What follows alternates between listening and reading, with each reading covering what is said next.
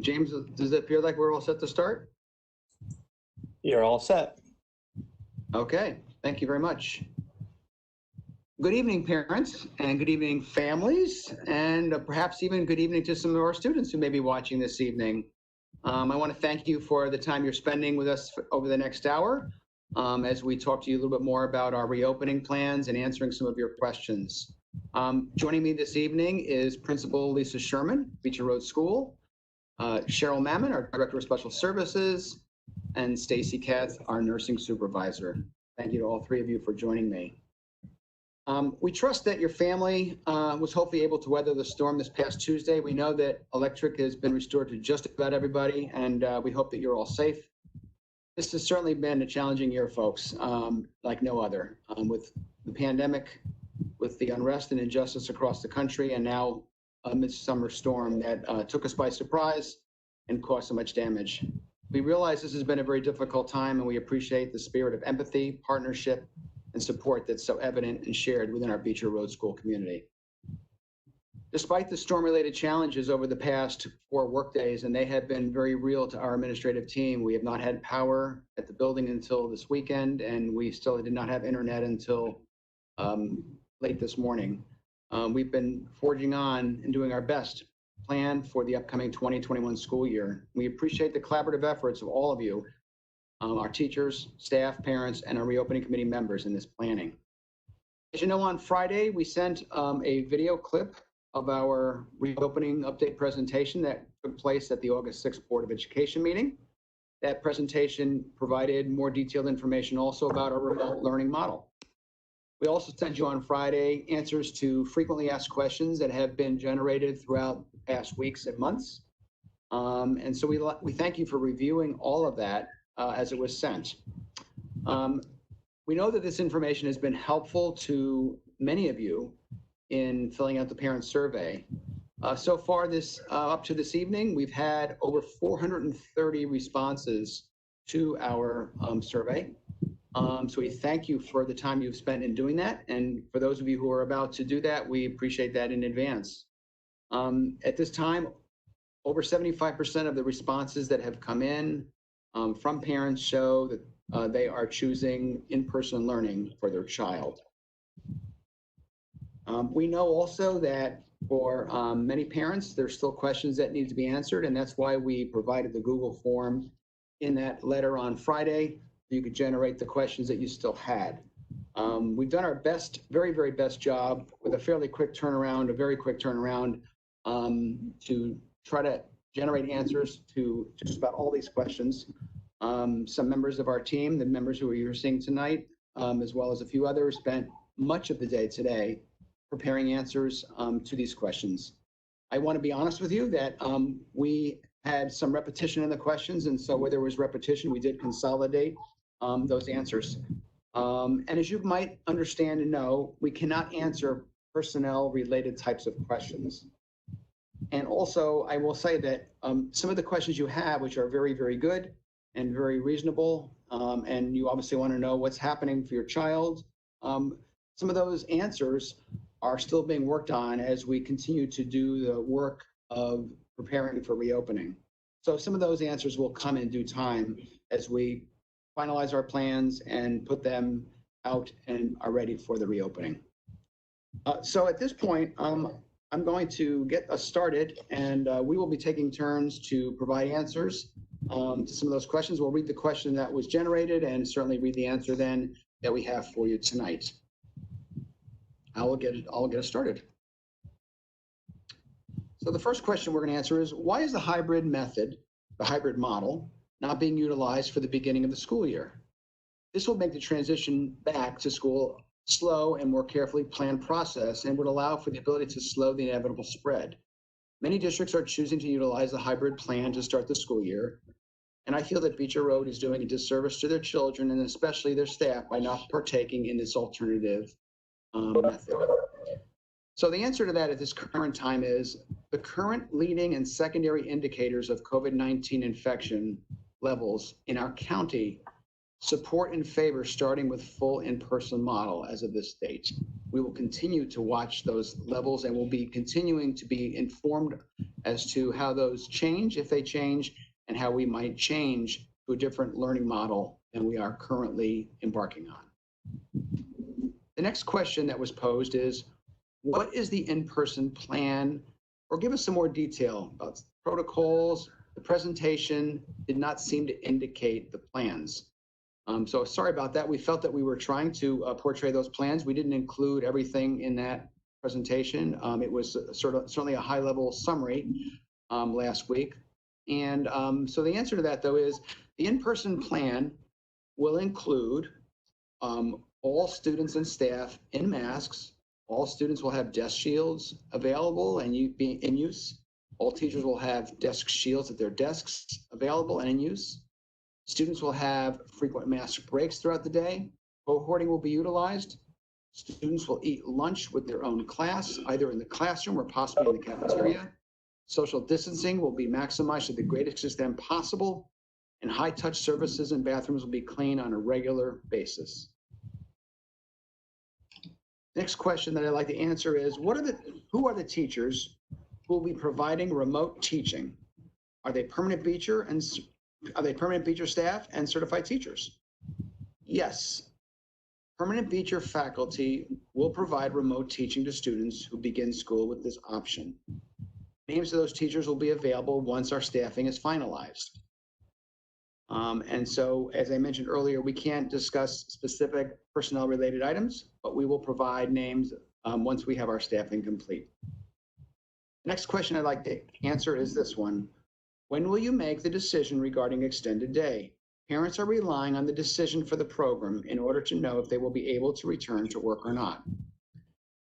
I want to say with all this information, and I say this with respect to everybody's individual situation, change is inevitable during the course of the year, especially if and when the spread of COVID-19 takes place and levels of infection rise or fall. So change is inevitable, but at the current time, we are planning to offer extended day once school starts on a full day session. And I'll turn it over to Cheryl Mack. Thank you. The first question I have is, what is happening at the preschool level?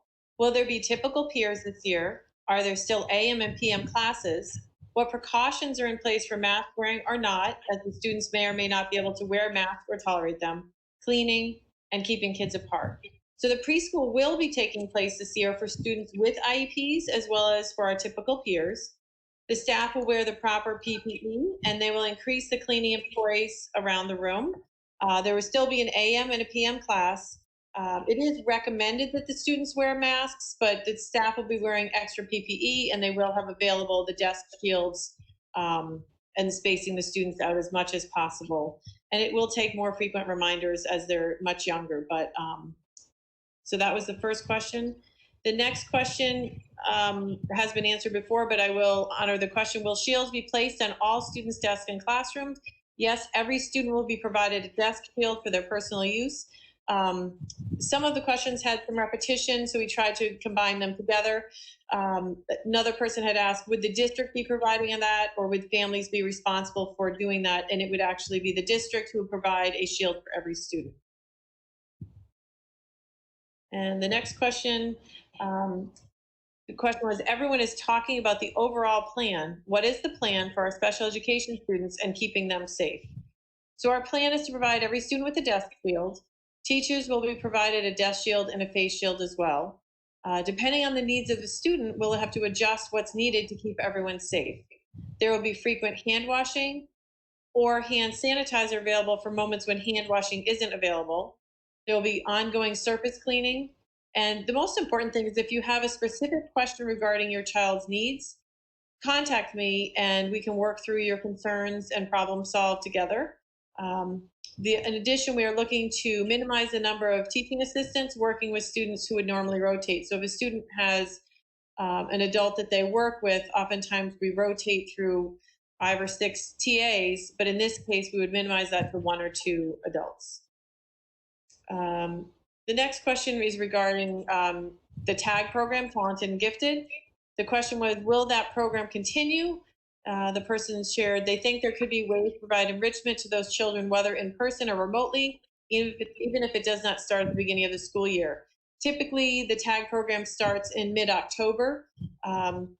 So this does give us a little bit of time to work things out, but we have to first determine and finalize our staffing for the whole school, and then we'll be looking at the TAG program after that.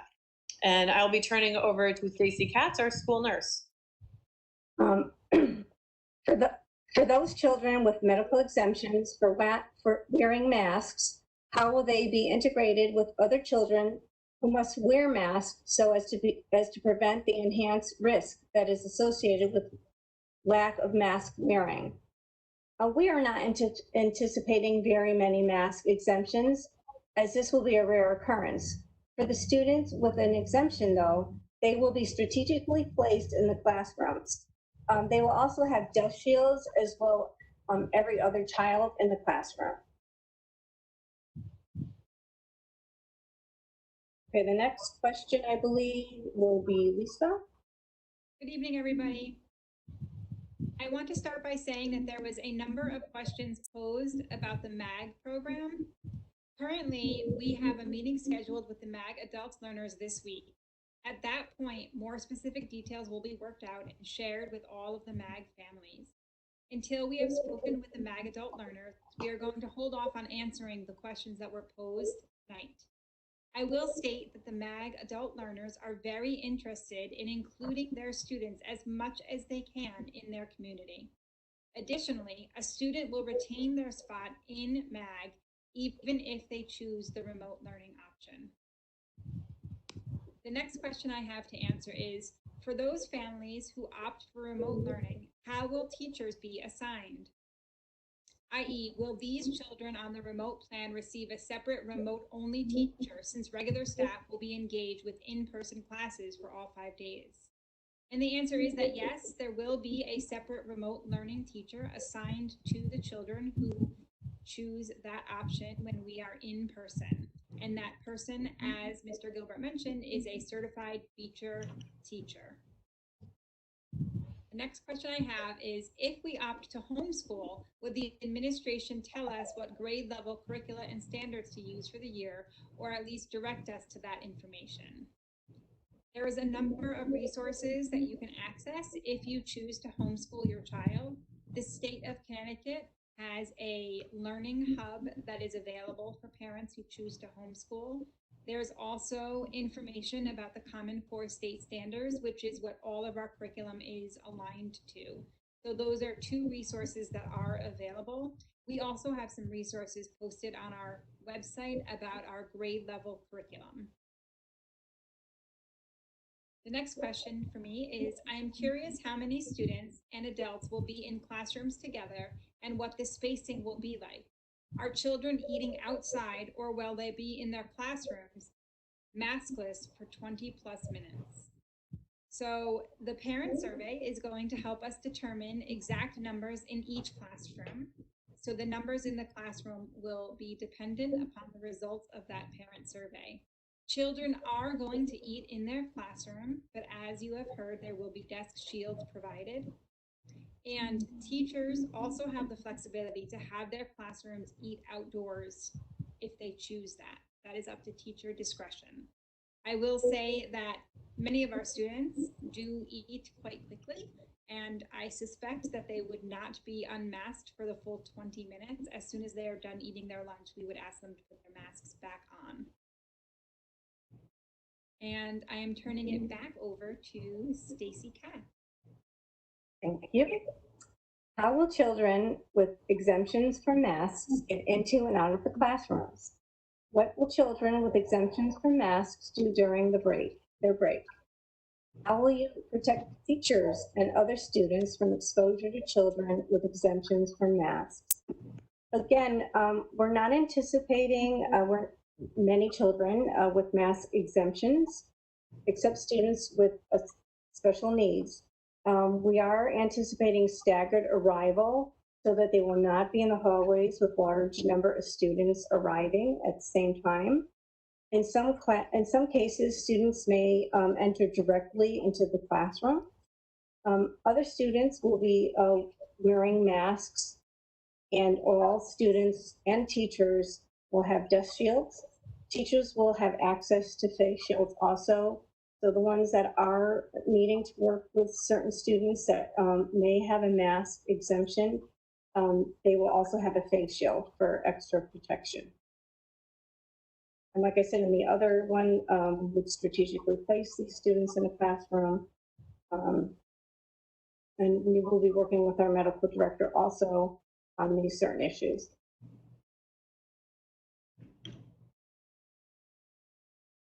The next question Is Lisa. is Lisa. So the question that I have is, will in-person students have access to remote learning videos for review purposes? And the answer that the remote learning videos will only be shared with the students who choose that remote learning option. And those videos will be accessible through their own Google Classroom or their Class Dojo classroom. So the short answer to that question is no, in-person students would not have access to those videos. I am going to turn it over to Mr. Gilbert. Next question is, will there be an option to use the hybrid model if not comfortable with the full schedule that we implement? At this point, as you know, we're offering the full in-person model with the option for remote learning as well. A hybrid model is definitely an option for the future, especially if the infection rates rise in our county as we continue to talk to our local health authority. The next question is regarding some information that may have been implied or understood from our most recent board meeting, where there was comments made that it seemed to indicate that people who chose parents who preferred in-person learning to distance learning might be asked or mandated to change that decision.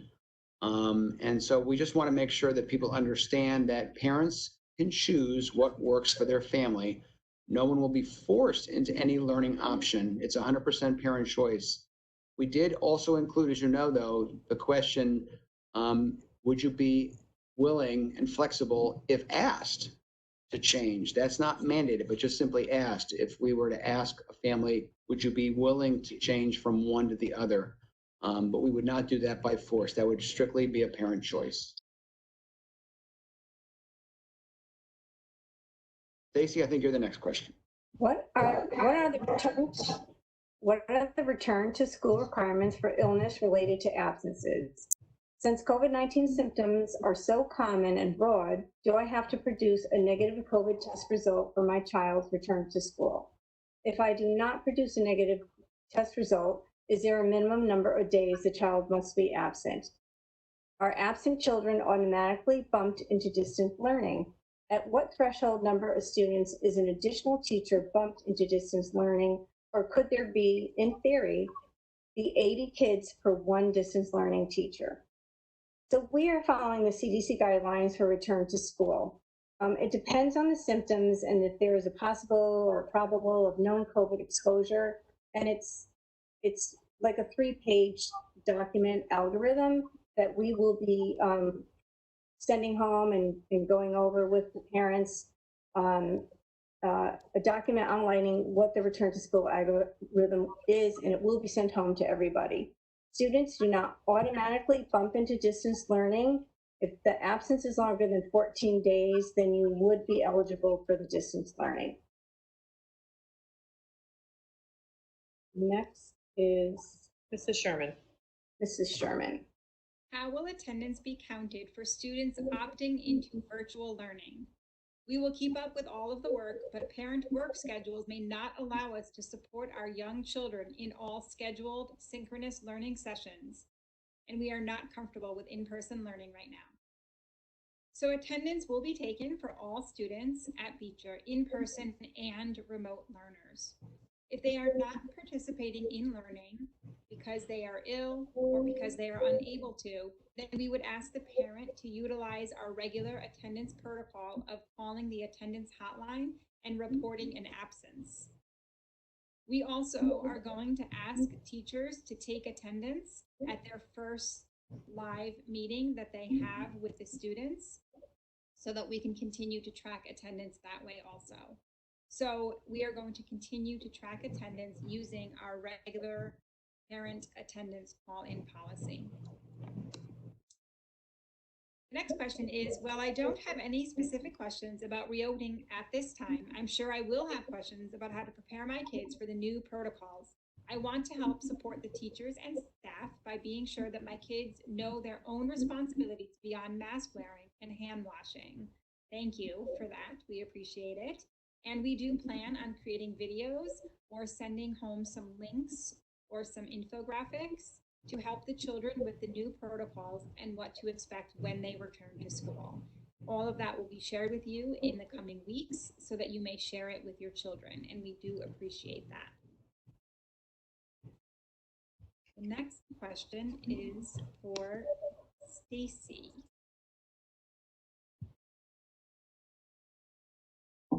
In the frequently asked question, you failed to answer, how will staff and students be kept safe if there are students not wearing masks?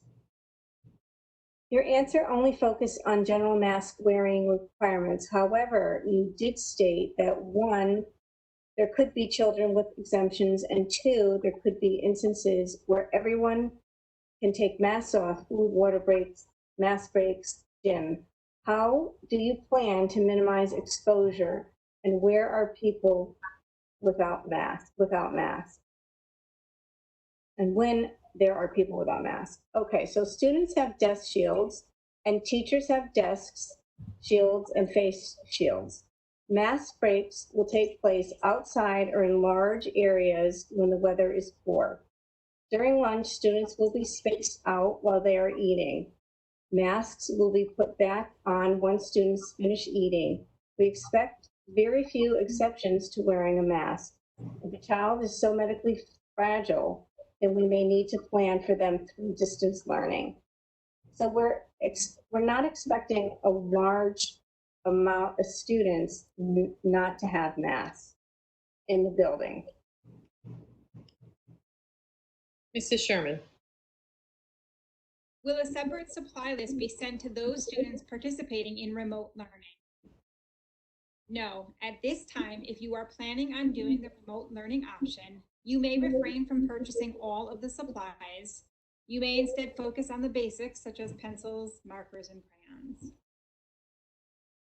The next question, if a parent chooses in-person, it is assigned an in-person teacher. Then if for some reason the child needs to move to remote, quarantine, or parent choice, whether for 2 weeks or the rest of the year, do they stay with the same teacher or move into a remote option classroom with a different teacher? What if this occurs more than once? Same question for the reverse scenario, i.e. having chosen remote option if the child is moving into an in-person option. So this is definitely a very complex question, and I appreciate being asked because it is something that we are continuing to discuss and wrestle with. First of all, at this point, if a child is planning on returning to school or going remote, we are asking for a 1-week turnover time so that we may best prepare. After 2 weeks, if a child just has to quarantine for 2 weeks, then they will remain with their regularly assigned in-person teacher, and they will be provided some work that they could do at home. Beyond 2 weeks, the child would go to remote learning with a remote learning teacher. We understand that that is a very complex situation, and we understand that it is definitely difficult transitioning between one and the other. And so we will do everything that we can to support the children and help to ease that transition should they move from in-person to remote. Stacy Katz.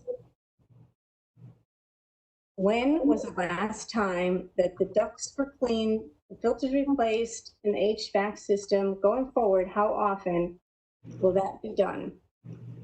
Routine filter changes have been completed this summer. We change filters on a schedule depending on the type of unit and manufacturer recommendations.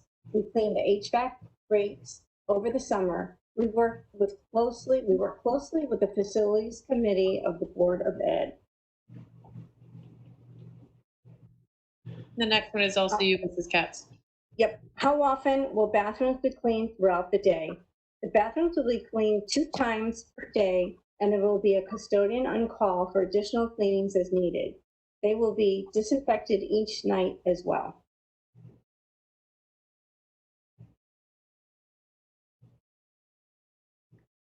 Mrs. Katz, that's all for you. The next one. Okay.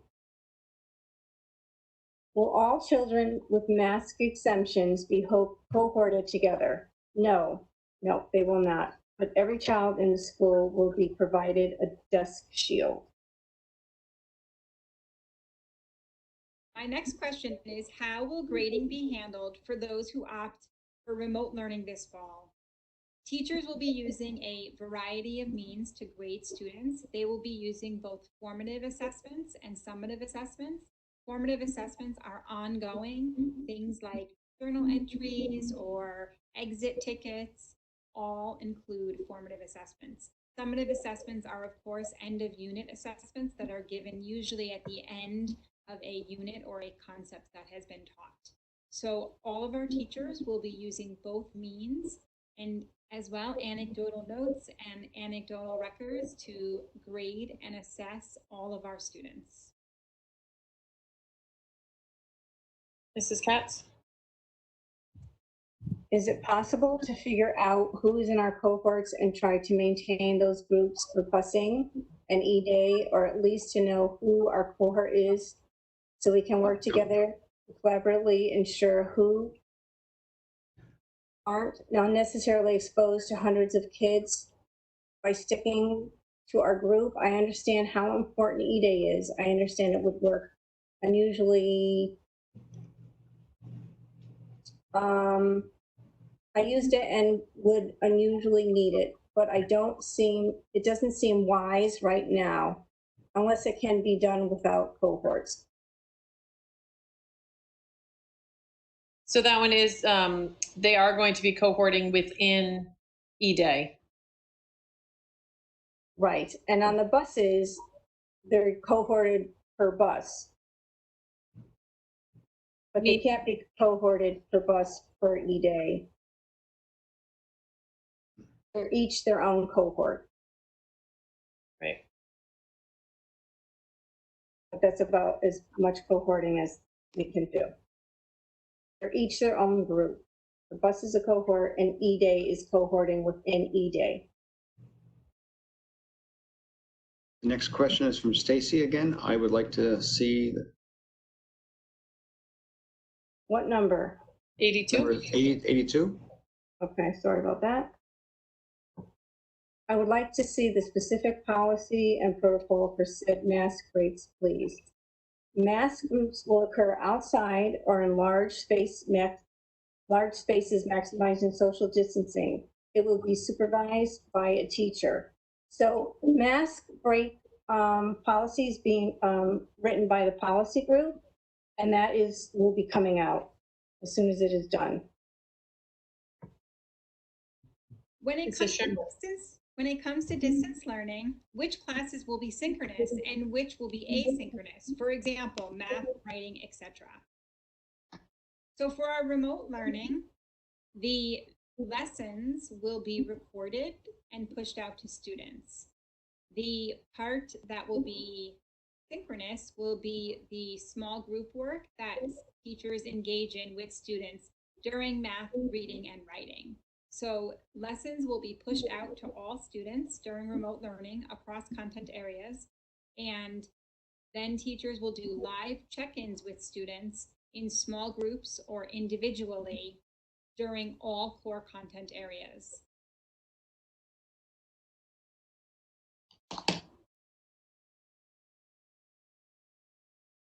Mrs. Sherman, I think you have the next question on the next line. Mm-hmm.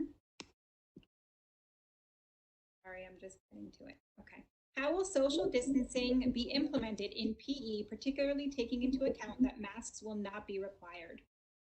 If PE can take place outside, that would be the first choice. So weather permitting, PE will be outside as much as possible. If not, then the north and south gym spaces are large enough that students will be spaced out accordingly to allow for social distancing. Mrs. Katz. When a COVID vaccine is approved by the USDA and available, will said vaccine course be a requirement for a child to continue to attend school? This will be decided by the state immunization board and not by us. There will probably not be a vaccine for 2 years for children. But since we will be entering the flu season when school starts and there are similar symptoms, we would encourage you to get the flu vaccine. It's not a mandatory vaccine for us, but we strongly recommend it. The next one is me also. Is there any plan for installing hand sanitizer dispensers in school for general safety and hygiene? Yes, there is. So hand sanitizer stations will be installed in classroom spaces that do not have access to a sink or running water. And they will also be installed at key points within the school building. If we opt to homeschool for the fall term, may we re-enroll in the spring? Actually, a parent could choose to homeschool, and if they gave us a week notice and re-enroll their child, they could enroll with no problem. We'd welcome the students back. So we just ask the courtesy of giving us time to make adjustments and plan for them. So absolutely. The next question is, when can we expect to receive the name of the teacher who will be facilitating learning for students who are entering remote learning? Class placement continues to be finalized, and the name of your child's teacher will be sent to parents via an email or a letter in the coming week. Will there be time for hand washing, or will it mainly be hand sanitizer? Can kids bring their own from home? So we really encourage hand washing as the #1 thing for children to do. So there will be time in their day for washing their hands with soap and water. Only the rooms that do not have hand sanitizer will be encouraged to use that. We do not encourage hand sanitizer to be brought in from home. We still have that rule that you can only, you can't send things in from home. Only what we purchase in the school can be used in the school. And we will be purchasing some for the classrooms. The next question is about extended day. What activities will be offered in extended day? Kathy Salinardi, our director, and Tim Rourke, our assistant director of E-Day, are working hard to determine exactly how extended day will work and what activities can be offered.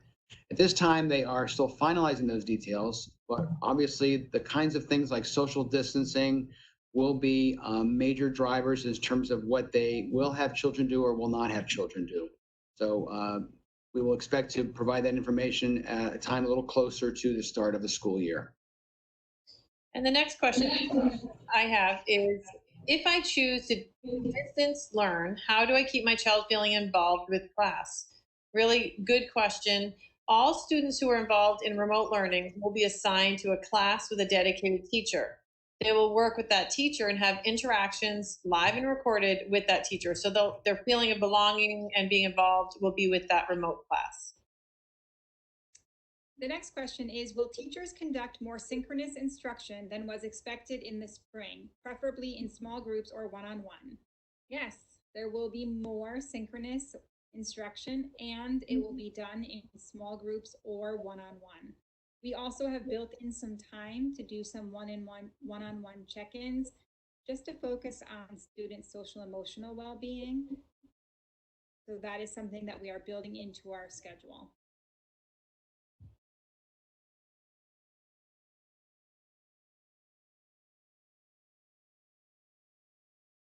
The next question, Stacy.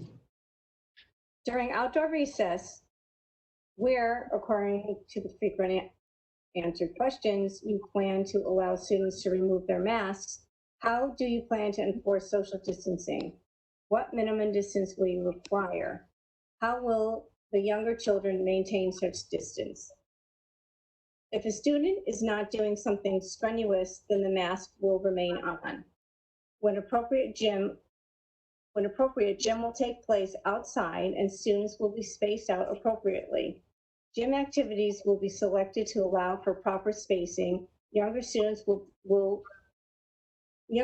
may require more frequent reminders.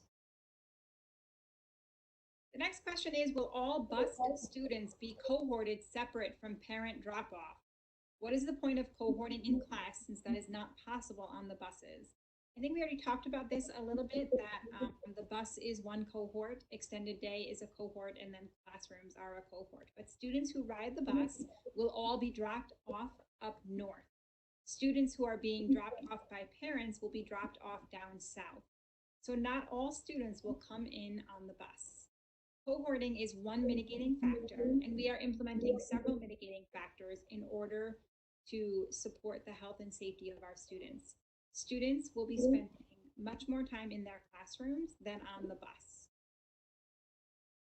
How often will classrooms be cleaned throughout the day? Shared spaces will be cleaned throughout the day. Cohorted classrooms will be sanitized and or disinfected each night. Can BRS remote learning families be connected for support and resources?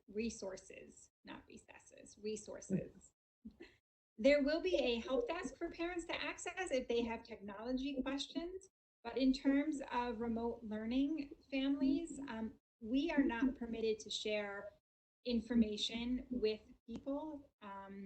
There will be a PTO directory, I hope, that will be delivered to families, again, via the BRS PTO PT board, but we would not be able to release the names of students who are choosing the remote learning option to protect their privacy. How will specials, Spanish, technology, art, music, PE, and others be made available to those opting for remote learning? That's my next question. There will be limited specials available for students who opt into the remote learning option. All of our special area teachers will be teaching on site. So while we do hope to provide some resources and some opportunities for specials, it will not be to the same extent or level as it was in the spring when we were all working remotely. Thank you.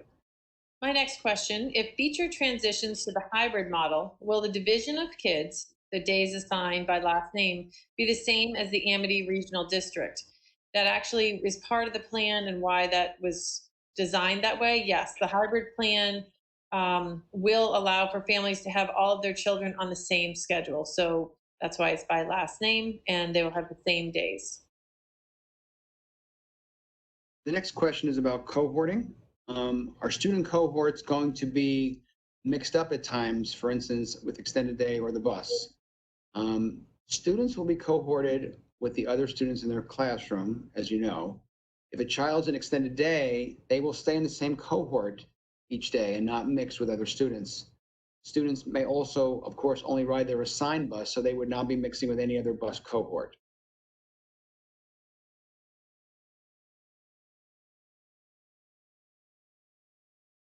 Stacy, the next question for you is, how will parents and families be informed, and within what time frame should a child become positive for COVID who is in their child's classroom or impacted cohort?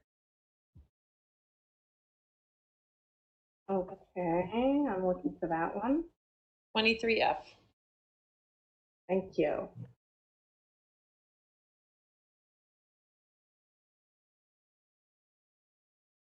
As soon as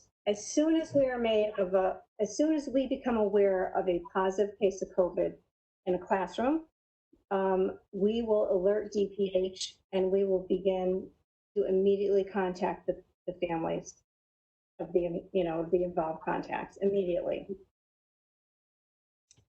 The question for me is, how will late arrivals and absentees be addressed, both with a longer parent drop-off procedure and optional remote learning?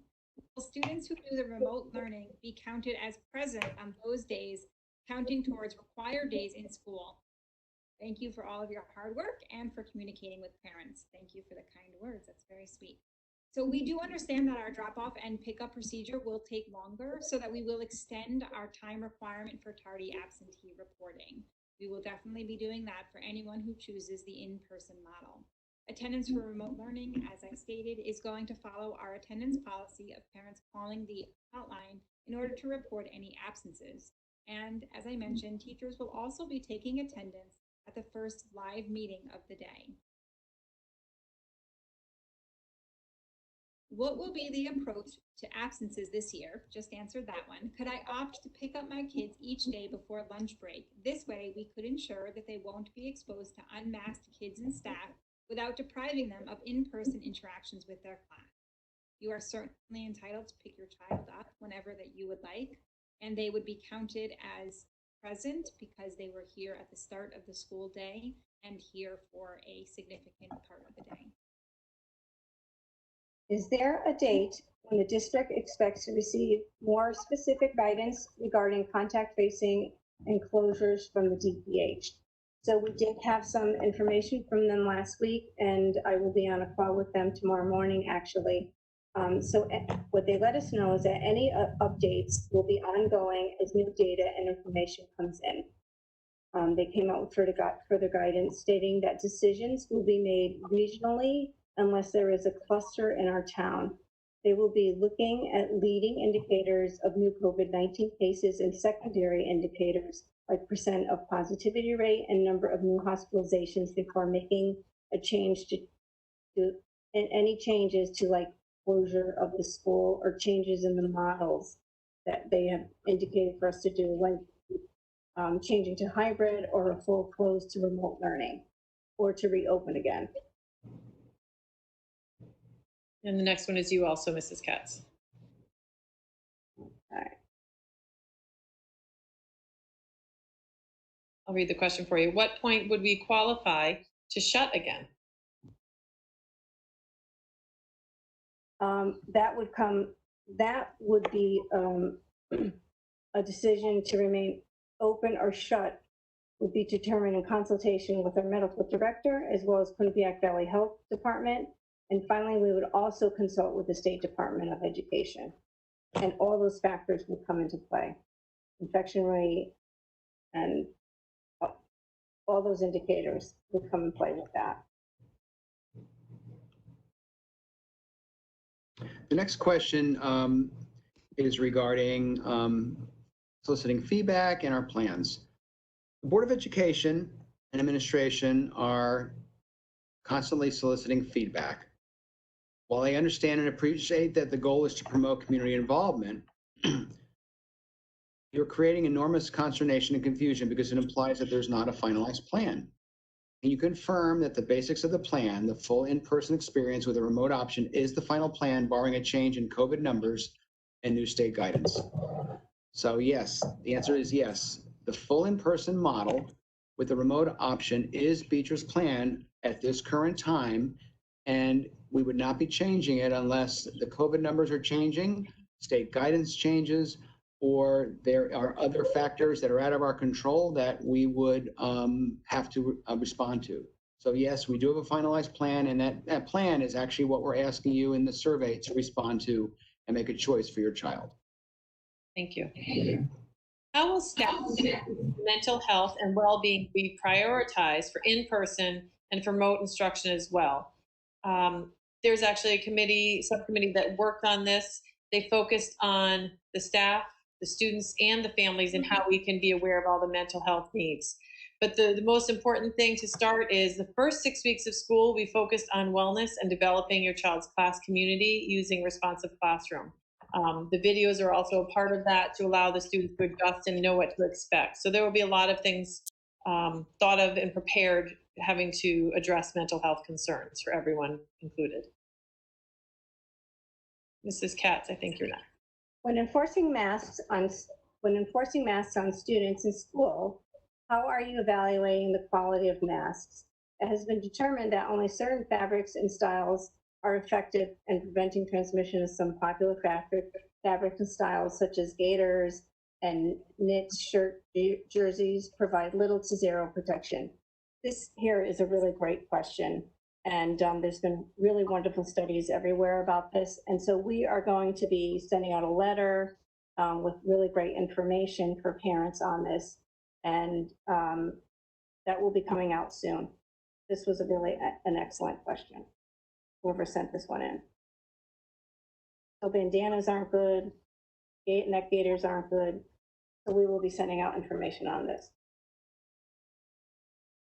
The next question is, there have been no details provided regarding the possibility of outdoor classes, except that teachers may make use of them. Is there an attempt to use them more often than not, weather permitting? And for what lessons? They may use it as frequently as they feel is appropriate based on their lessons and the work they are doing. Weather conditions, materials, there's a lot of factors that go into using the outdoor spaces for learning. So that will all be dependent upon teacher choice.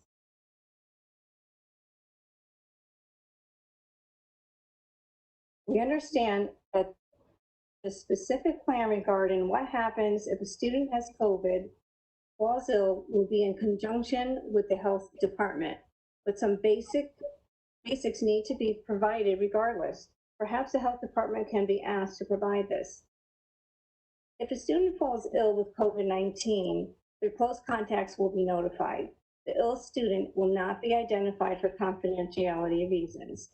The students who were exposed to the close contact will need to remain home for 14 days of quarantine, and the classroom will be disinfected. The close contacts will be monitored for the development of illness. The student with COVID will be home for 10 days in isolation until they're fever-free for 24 hours, 4 hours without any fever-reducing medication, and until they're feeling better. So that's the basics of what will happen. And it could get a little bit more complicated depending on the scenario. That's the basics. Will the Connecticut Smarter Balanced Assessment be conducted for this school year? If yes, how will those opting for remote learning take the test? At this point, the Connecticut State Department of Education has not made an announcement yet about the Smarter Balanced Assessment testing, so it's difficult to give an answer to that question without knowing if the test is even happening. If it is happening, then we will have to make some plans for how we can support all of our students in their participation. We will definitely keep you informed of that as that goes. As you know, the Smarter Balanced Assessment doesn't happen until late April, beginning of May, so we've got some time to plan for that if it is in fact going to happen this year. The next question is, are buses going to run in full capacity or will more runs be added? Buses are going to run at their normal capacity. We are not adding additional runs or additional buses at this time. So we are going to have the same number of buses and the same number of runs. We know that many parents are choosing to drive their students to school based on our survey results so far, and that is why we are also directing the traffic north and south so that parents will go one direction and the buses will go in another direction in order to support the traffic flow pattern on Beecher Road and within the school parking lot. Are HEPA filters part of the Beecher ventilation system, and if not, will they be added before the start of school? HEPA filters are not part of our ventilation system as they are not compatible. They will not be added.